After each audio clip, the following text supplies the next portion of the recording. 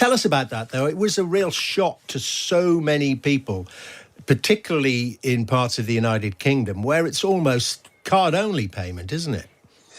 Yeah, good morning. There were some challenges, but I think the headwinds earlier on in the day seemed to present the fact it was going to be a much worse situation than it actually ended up being. We started to get information via social media that brands like Morrison's, the UK supermarket, had been affected with some isolated incidents. But I went out to look around the situation yesterday, and most places were operating quite well. There were instances in very small regional areas where when you'd had a retailer that had challenges like Booker's, which are a large drink supplier, who couldn't take any card payments yesterday, there was an impact then on cash points round, because what we know is we've seen a lot of high street banks disappear. We've therefore seen a lot of high street cash points disappear. And we've unfortunately got an impact, therefore, where these systems do break down. There isn't the infrastructure, therefore, to deal with it. The thought just occurs, though, Kate, do you think this might have a knock-on effect in this way, that people who are complaining about not being able to use cash, so many places, certainly in city centres, are now putting signs up saying card only, perhaps they will again start accepting cash?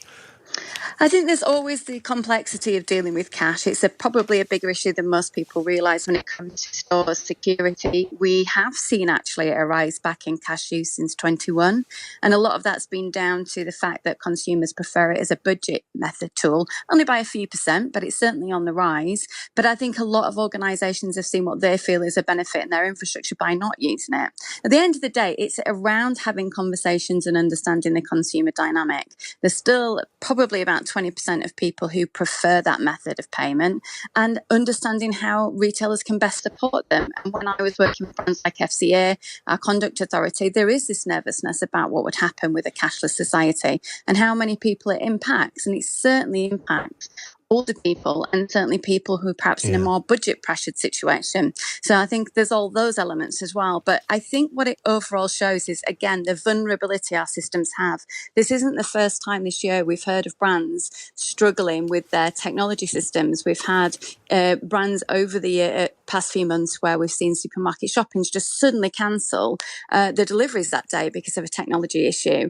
And therefore, that again impacts families in such a big way. It isn't just about you not getting your order, but if you've paid for an order and don't get an instant refund, that could cause challenges if you don't have the funds to rebuy. So the vulnerability of our systems probably is a whole piece where situations that happened like yesterday make us realise that it's not a clean system that's completely free of errors, and that we are quite realistically open to challenges like this, and it will come in the future too. Yeah, it's an interesting point you make there, Kate, because we've been concentrating on the consumer end and paying for your goods and services. But of course, so many systems, as you point out there, so many systems reliant on IT, particularly when it comes to deliveries. We think, don't we, of companies like Ocado, who have developed such sophisticated systems now. They sell them around the world. But if that is upended, then we end up with, complete chaos.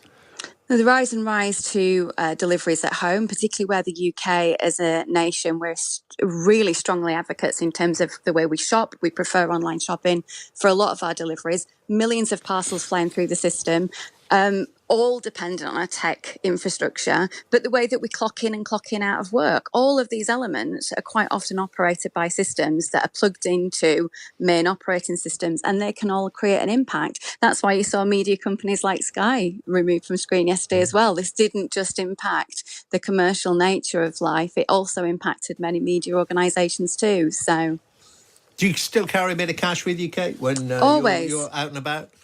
Always, and because I work internationally, different currencies. And I think the reason I do that, I understand completely the convenience of contactless, and I'm appreciative of it, but I do prefer to have a budget. I really do find it is one of the best tools you've got when it comes to keeping an eye on what you're spending. I think a lot of our listeners are going to be agreeing with that. Very good talking to you, Kate. Bring back cash, bring back get down to the local market. That's how you pay some money, put it in a brown paper bag, then you can go home. No delivery systems, no card payment. Kate Hardcastle, thank you very much.